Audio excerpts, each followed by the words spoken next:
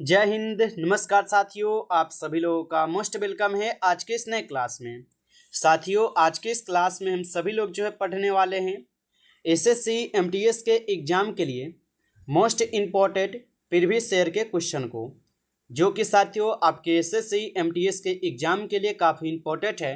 तो आप सभी लोग जो इस क्लास को बिल्कुल अच्छी तरीके से लास्ट तक देखिएगा और इस क्लास में दिए जाने वाले सभी प्रश्न को साथियों अच्छी तरीके से आप जरूर याद कर लीजिएगा, जिससे कि आप जो है अपने एग्जाम में सभी क्वेश्चन को आसानी तरीके से बना पाएंगे।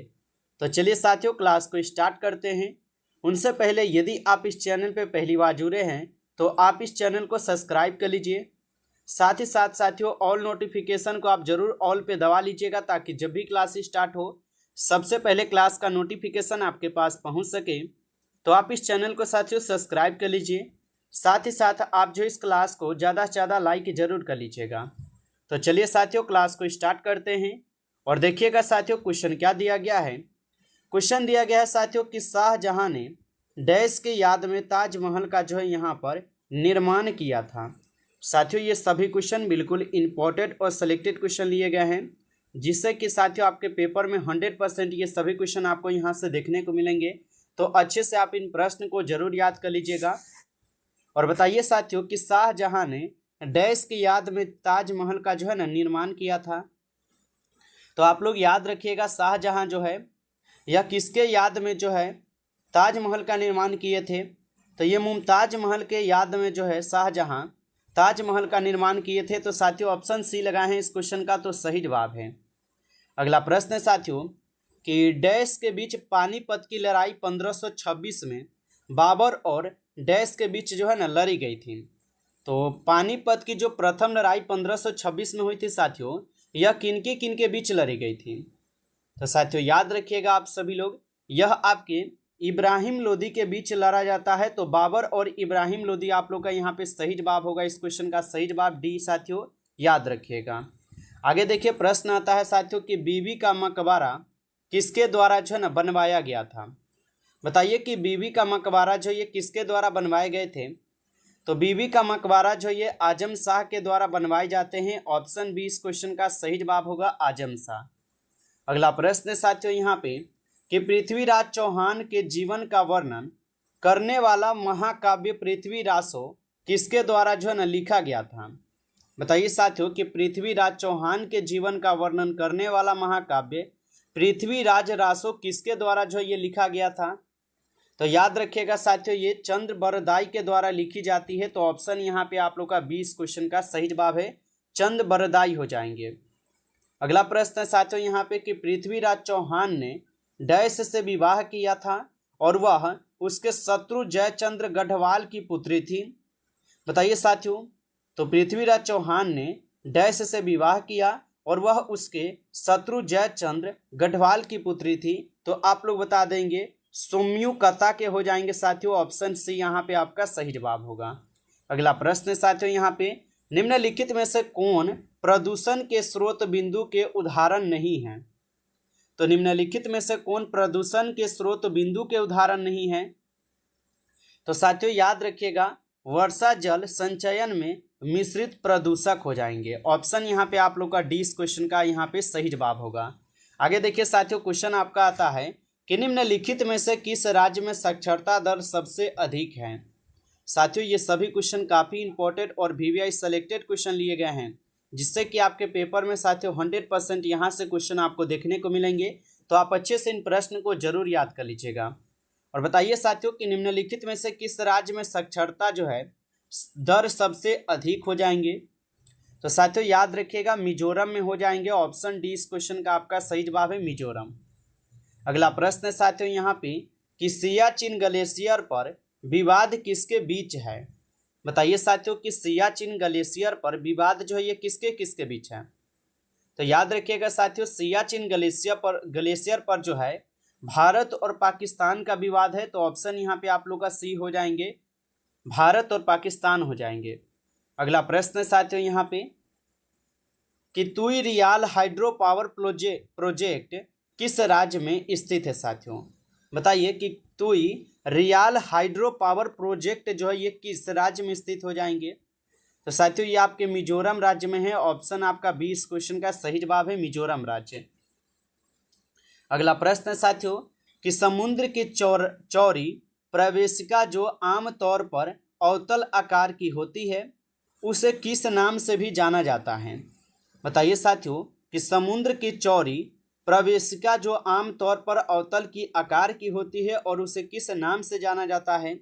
तो साथियों याद रखिएगा खाड़ी के नाम से जाना जाता है। ऑप्शन सी इस क्वेश्चन का सही जवाब है, खाड़ी के नाम से। अगला प्रश्न है साथियों यहाँ पे कि भारत के उपराष्ट्रपति बनने के लिए निम्नतम आयु कितनी होनी चाहिए? बताइए साथियों कि भारत के उपराष्ट्रपति बनने के लिए निम्नतम आयु कितनी होनी चाहिए? तो भारत के उपराष्ट्रपति बनने के लिए निम्नतम आयु जो है 35 वर्ष होनी चाहिए। तो ऑप्शन यहाँ पे आप लोग का 20 क्वेश्चन का सही जवाब है, याद रखिएगा। चलिए साथियों अगला प्रश्न देखिए। क्वेश्चन है कि एक व्यक्ति को सार्वजनिक कार्यालय के स्वामित्व जिसका उसे अधिकार नहीं है उसे रोकने के लिए उच्च न्यायालय या सर्वोच्च न्यायालय निम्नलिखित में से किस रीट को जारी करते हैं? तो साथियों आप याद रखिएगा अधिकार परीक्षा को जारी करते हैं। ऑप्शन यहाँ पे आपका डी होगा सही जवाब। अगला प्रश्न है साथियों यहाँ पे नीति आयोग का गठन निम्नलिखित में से किस संगठन के स्थान पर किया गया है? तो नीति आयोग का गठन निम्नलिखित में से किस संगठन के स्थान पर किया गया है? तो साथियों आप लोग याद रखिएगा योजना आयोग के स्थान पर। ऑप्शन ए सही जवाब है, योजना आयोग। अगला प्रश्न देखिएगा साथियों। क्वेश्चन आपका आता है कि भारतीय संविधान में कितने मौलिक अधिकारों का वर्णन जो है किया गया है? तो भारतीय संविधान में कितने मौलिक अधिकारों का वर्णन किए गए हैं? तो भारतीय संविधान में जो है कुल आपके यहाँ पे 6 मौलिक अधिकारों का वर्णन किए गए हैं। तो ऑप्शन बी यहाँ पे सही जवाब है। अगला प्रश्न है साथियों निम्नलिखित में से कौन सा अनुच्छेद आपातकाल के समय भी निलंबित नहीं किया जा सकता है? साथियों अभी तक आप इस क्लास को लाइक नहीं किए हैं तो पहले आप इस क्लास को एक बार ज़्यादा से ज़्यादा लाइक कर लीजिए और चैनल पे पहली बार यदि आप जुड़े हैं तो आप इस चैनल को सब्सक्राइब करके साथियों ऑल नोटिफिकेशन को आप ऑल पे दबा लीजिए ताकि जब भी क्लास स्टार्ट हो सबसे पहले क्लास का नोटिफिकेशन आपके पास पहुंच सके। तो आप इस चैनल को सब्सक्राइब कर लीजिए और साथियों यदि आपको पीडीएफ चाहिए तो आप कमेंट करके बताइए ताकि आपको भी पीडीएफ जो यहाँ से मिल सके। तो बताइए साथियों यहाँ पर आप लोग की निम्नलिखित में से कौन से अनुच्छेद को आपातकाल के समय भी निलंबित नहीं किया जा सकता है? तो याद रखिएगा साथियों अनुच्छेद 20 और 21 हो जाएंगे। ऑप्शन यहाँ पे आप लोग का 20 क्वेश्चन का सही जवाब होगा। अगला प्रश्न है साथियों यहाँ पे कि वाणिज्यिक बैंक निम्नलिखित में से किस प्राथमिकता क्षेत्र की उधार देते हैं? तो वाणिज्यिक बैंक निम्नलिखित में से किस प्राथमिकता क्षेत्र की उधार देते हैं? तो साथियों आप लोग याद रखिएगा यह साथियों देते हैं क्या? तो विदेशी कंपनियां। ऑप्शन यहाँ पे आप लोग का सही जवाब हो जाएंगे विदेशी कंपनियां। अगला प्रश्न है साथियों कि भारतीय रिजर्व बैंक का लेखा वर्ष क्या है? बताइए साथियों कि भारतीय रिजर्व बैंक का जो लेखा वर्ष है साथियों ये क्या हो जाएंगे? तो याद रखिएगा अप्रैल और मार्च हो जाएंगे। ऑप्शन ए आपका सही जवाब है, अप्रैल और मार्च होगा। आगे देखिए साथियों यहाँ पे आपका क्वेश्चन आता है कि निम्नलिखित राज्यों में से भारत में की जन्म दर कम है। तो निम्नलिखित राज्यों में से भारत के किस यहाँ पे राज्य हो जाएंगे कि किस राज्य में सबसे कम जो है ना जन्म दर हो जाएंगे? तो साथियों याद रखिएगा उत्तर प्रदेश में जो है जन्म दर सबसे कम है। ऑप्शन आपका बी होगा सही जवाब। अगला प्रश्न है सार्क का सचिवालय डैश में स्थापित किया गया है? बताइए साथियों कि सार्क का जो सचिवालय है ये कहाँ पर स्थापित किए गए हैं? तो याद रखिएगा आप सभी लोग सार्क का सचिवालय जो है साथियों यह कहाँ पर जो है ना स्थापित किए गए हैं? तो याद रखिएगा आप सभी लोग यह काठमांडू में स्थापित किए गए हैं। तो ऑप्शन बी इस क्वेश्चन का सही जवाब है। अगला प्रश्न आता है साथियों यहाँ पर आप सभी लोगों का और क्वेश्चन दिया गया है कि आप लोग का कि रेजिडेक्स किससे संबंधित है? तो रेजिडेक्स जो है साथियों किससे संबंधित हो जाएंगे? तो रेजिडेक्स जो है ये भूमि की कीमतों से संबंधित है। ऑप्शन आपका डी इस क्वेश्चन का सही जवाब है। आगे देखिए साथियों क्वेश्चन आता है कि एक प्रतिध्वनि सुनने के लिए आवश्यक न्यूनतम दूरी क्या है? बताइए कि एक प्रतिध्वनि सुनने के लिए आवश्यक न्यूनतम दूरी जो है यहाँ पर क्या हो जाएंगे? तो साथियों 17 हो जाएंगे। ऑप्शन सी आपका सही जवाब है 17। अगला प्रश्न है आप लोग का कि एक ब्लैक बोर्ड रंग में काला क्यों दिखाई देता है? तो एक ब्लैक बोर्ड जो ये रंग में क्यों काला दिखाई देता है? तो साथियों आप लोग याद रखिएगा, यह काले रंग को अवशोषित करते हैं। ऑप्शन ए यहाँ पे बी हो जाएंगे, यह काले रंग को अवशोषित करता है। आगे देखिए साथियों, क्वेश्चन है कि मृदा जल तनाव को मापने के लिए निम्नलिखित में से किस उपकरण का यहाँ पे प्रयोग जो है ना किया जाता है? बताइए कि मृदा जल तनाव को मापने के लिए निम्नलिखित में से किस उपकरण का प्रयोग किया जाता है? तो साथियों याद रखिएगा, यहाँ पे इस क्वेश्चन का सही जवाब क्या हो जाएंगे? तो यहाँ पे आप इस क्वेश्चन का सही जवाब जो है ऑप्शन यहाँ पे डी कीजिएगा साथियों। ऑप्शन डी यहाँ पे आपका सही जवाब है। अगला प्रश्न है आप लोगों का कि बल का एसआई मात्रक क्या है? बताइए साथियों कि बल का एसआई मात्रक क्या होता है? तो बल का एसआई मात्रक होता है न्यूटन। ऑप्शन आपका सी हो जाएगा साथियों, न्यूटन होता है। आगे देखिए साथियों, क्वेश्चन आपका आता है कि निम्नलिखित में से कौन सा एक ऊष्मा का सुचालक है, कुचालक है साथियों। तो निम्नलिखित में से कौन सा यहाँ पे एक ऊष्मा का कुचालक हो जाएंगे? तो कांच जो है यह आपके ऊष्मा का एक कुचालक है। ऑप्शन सी सही जवाब है। अगला प्रश्न आपका आता है साथियों, भारतीय रिजर्व बैंक करेंसी नोट जो है ये जारी करता है। तो भारतीय रिजर्व बैंक जो ये करेंसी नोट जारी करते हैं, तो साथियों याद रखिएगा अनुपाती आरक्षण प्रणाली के अंतर्गत जो है करेंसी नोट जारी करते हैं। ऑप्शन डी आपका सही जवाब है। अगला प्रश्न है साथियों यहाँ पे कि कौन सा दिन अंतर्राष्ट्रीय मानव अधिकार दिवस के रूप में जो है मनाया जाता है?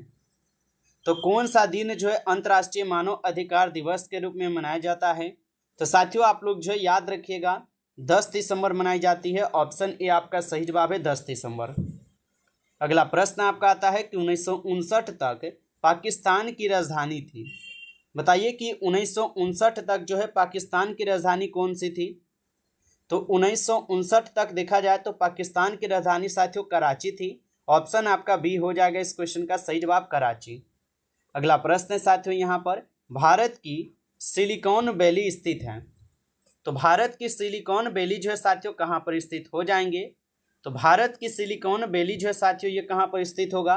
तो बेंगलुरु में हो जाएंगे। ऑप्शन यहाँ पे आप लोग का बी सही जवाब है, बेंगलुरु में।